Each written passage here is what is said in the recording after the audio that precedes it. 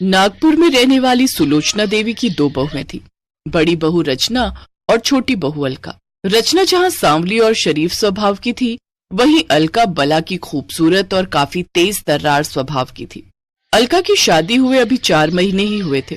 एक रोज, माँ जी, ये लीजिए मिठाई खाइए। ये किस खुशी में बहू? वो मैंने जिस कंपनी में नौकरी के लिए इंटरव्यू दिया था ना, वहां से फोन आ गया है, मेरी नौकरी लग गई है। अरे वाह, अब तो मैं भी नौकरी वाली बहू की सास कहलाऊंगी। वो कमला मुझे बड़ा सुनाती थी ना कि उसकी बहू तो नौकरी वाली है। अब मैं भी उन्हें बताऊंगी कि मेरी प्यारी छोटी बहू भी नौकरी वाली है।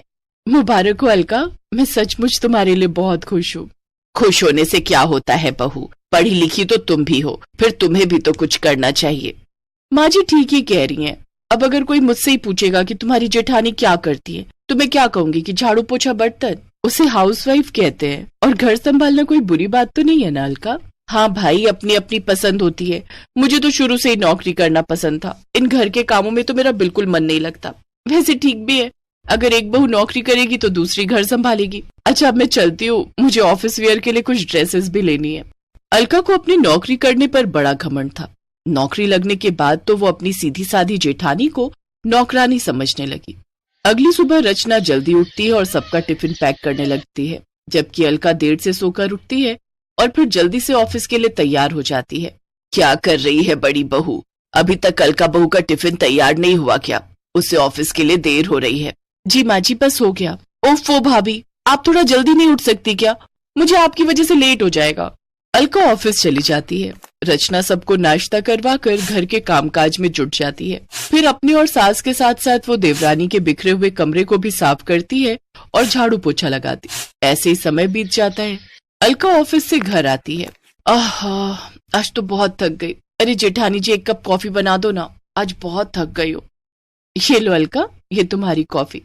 अब तो ये रोज का सिलसिला हो गया, जहाँ ऑफिस वाली बहू सुबह देर से उठती और फिर तैयार होकर नौकरी पर चली जाती, तो वहीं बेचारी जेठानी सारा दिन नौकरानियों की तरह घर के कामों में पिसती रहती। ये देख एक रोज रचना का पति अविनाश उससे बोला, माना कि अलका नौकरी करती है, पर इसका मतलब ये नहीं कि तुम उसकी नौकरानी बनकर काम करती रहोगी। अरे तुम उसकी जेठानी हो। देखो, मैं तुम्हें भड़का नहीं रहा, लेकिन मैंने देखा है जब से अलका नौकरी पर लगी है, माँ का रवैया तुम्हारे प्रति बदल गया है। उन्हें भी यही लगता है कि उनकी छोटी बहू उनकी बड़ी बहू से ज्यादा काबिल है।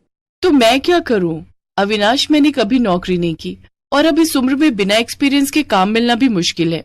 ठीक है, अगर तुम इसी काम में खुश हो तो इसी में सही। धीरे धीरे अलका ने घर के सारे काम करना छोड़ दिए। अब वो तो बस काम पर जाती और छुट्टी वाले दिन या तो ब्यूटी पार्लर या मॉल में शॉपिंग करके बिताती। घर का बिजली पानी का बिल अलका भर देती और अपनी सास के लिए कभी कभार साड़ी या कोई गिफ्ट भी ले आती, जिस कारण उसकी सास भी उसे कुछ नहीं कहती। एक रोज उनकी बुआ सास उनके घर आती है। अरे सुलोचना, तेरी दोनों बहुएं कहाँ हैं? बड़ी बहू रसोई में होगी और छोटी बहू आराम कर रही है बेचारी, अभी अभी ऑफिस से आई है। रुको, अभी बुलाती हूँ। रचना, अलका, यहाँ आओ, देखो तुम्हारी बुआ सास आई हैं। दोनों बहुएं बाहर आ जाती हैं। अलका ने जहाँ वेस्टर्न कपड़े पहने थे तो वहीं रचना साड़ी में होती है। वो दोनों बुआ सास के पांव छूती हैं। जीती रहो, जीती रहो। रचना बहू, तुम नौकरी क्यों नहीं करती? अरे मैंने तो कितनी बार कहा, लेकिन ये सुने तब ना। अब घर में काम ही कितना होता है।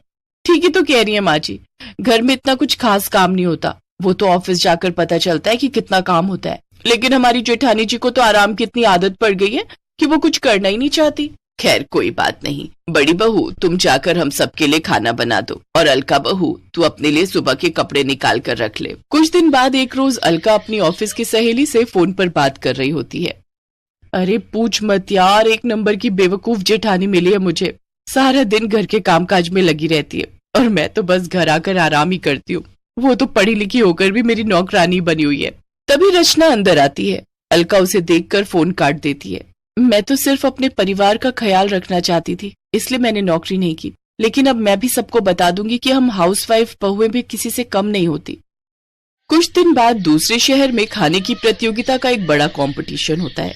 रचना उस प्रतियोगिता में भाग लेने चली जाती है। अब घर का सारा काम सुलोचना को ही करना पड़ता, साथ ही थकी हारी ऑफिस से आई अलका को भी उसकी मदद करनी पड़ती, जिससे 2 दिन में ही उन दोनों की हालत खराब हो गई और अब उन्हें रचना की अहमियत समझ में आने लगी। प्रतियोगिता वाले दिन रचना तरह तरह के स्वादिष्ट व्यंजन बनाती है और पूरे 5 लाख का इनाम जीत जाती है।